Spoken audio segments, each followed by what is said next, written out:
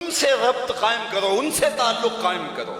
اپنا معیار زمانے سے جدا رکھتے ہیں ہم، تو محبوب بھی محبوب خدا رکھتے ہیں۔ تو کہا کہ میرے سے پیار کرو، میں تمہارے رب کا بھی محبوب ہوں۔ اللہ اکبر۔ پھر فرمایا وَأَحِبُّ أَهْلَ بَيْتِي لِحُبِّي، اور میرے اہل بیت سے میری وجہ سے پیار کرو کہ وہ رسول اللہ کی طرف ہے، وہ حضور کی نسل ہے، وہ حضور کا خاندان ہے۔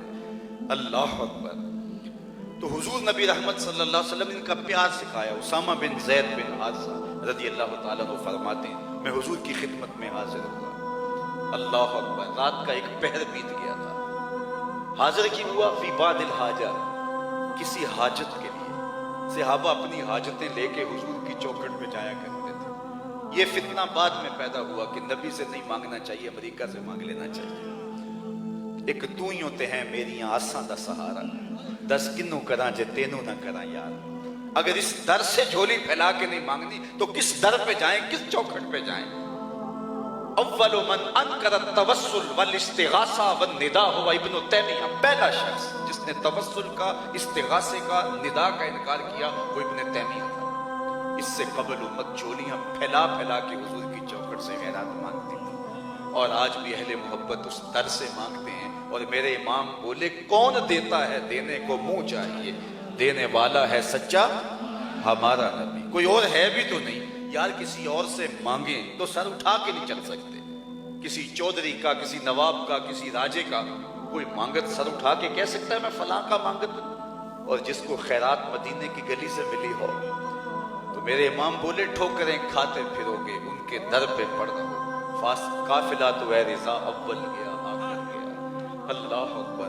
تو حضور علیہ الصلوۃ والسلام کی خدمت میں کسی حاجت کے لیے گیا، رات کا ایک پہر بیت گیا تھا۔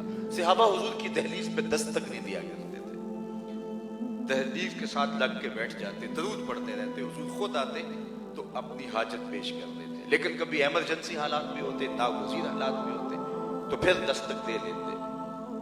اس دستک دینے کا انداز کیا تھا؟ حضرت امام بخاری ادب المفرد کے اندر کہتے ہیں کانت تقرأ ابواب النبی بالاظافر، جب دستک دینے کی نوبت آ جاتی تو صحابہ اپنی انگلیوں کے پوروں سے، ناخنوں سے حضور کی دہلیز پہ دستک دیتے۔ اس کی لطافت ذرا دیکھیے، اس کی تشریح میں ملا علی قاری نے لکھا کہ یہ ناخنوں سے دستک دینے کا کیا مطلب؟ تو کہا اے دربن خفیفن و دکن لطیفن تعظیمن و تکریمن و تشریفن، کہا یہ سب کچھ حضور کی عزت افزائی کے لیے تھا۔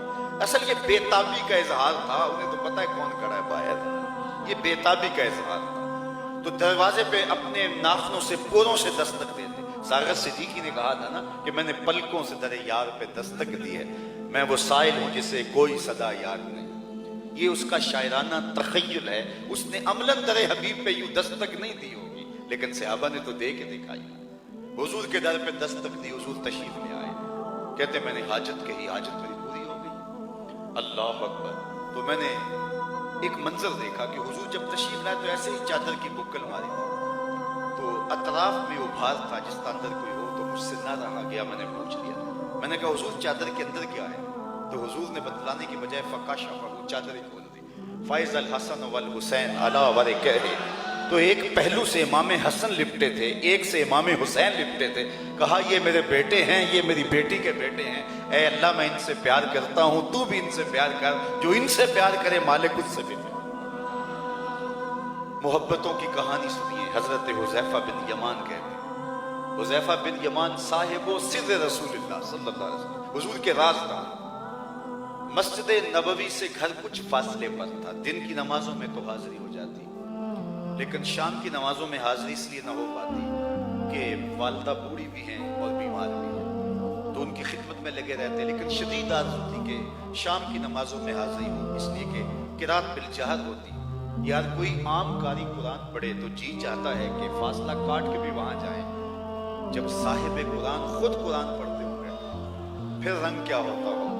حضرت ابو موسیٰ اشعری رضی اللہ تعالیٰ عنہ فرماتے ہیں کہ فجر کی نماز تھی، حضور تھے، سورہ والضحیٰ کی تلاوت تھی، ابھی تک نشہ ہی نہیں اترتا، چونکہ سورۃ الضحیٰ کے اندر حضور کے حسن کا ذکر ہے، اور حسین اپنے حسن کا تذکرہ خود ہی چھیڑ لے، جب ناز میں آ جائے تو پھر تو رنگ کوئی اور ہی ہوتے ہوں گے۔ ام المومنین سیدہ عائشہ رضی اللہ تعالیٰ عنہ فرماتی ہے کہ حضور نے کالے رنگ کی چادر کی بکل ماری اور مجھ سے مخاطب ہو کے کہا کیف ترینی یا عائشہ، عائشہ بتاؤ کیسا لگ رہا ہوں۔ آج حسن ناز میں آ گیا نا، کیف ترینی یا عائشہ، عائشہ بتاؤ کیسا لگ رہا ہوں۔ تو ام المومنین نے کہا کہ حضور چادر کی سیاہی نے چہرے کی سفیدی نکھار دی ہے اور چہرے کی سفیدی نے چادر کی سیاہی نکھار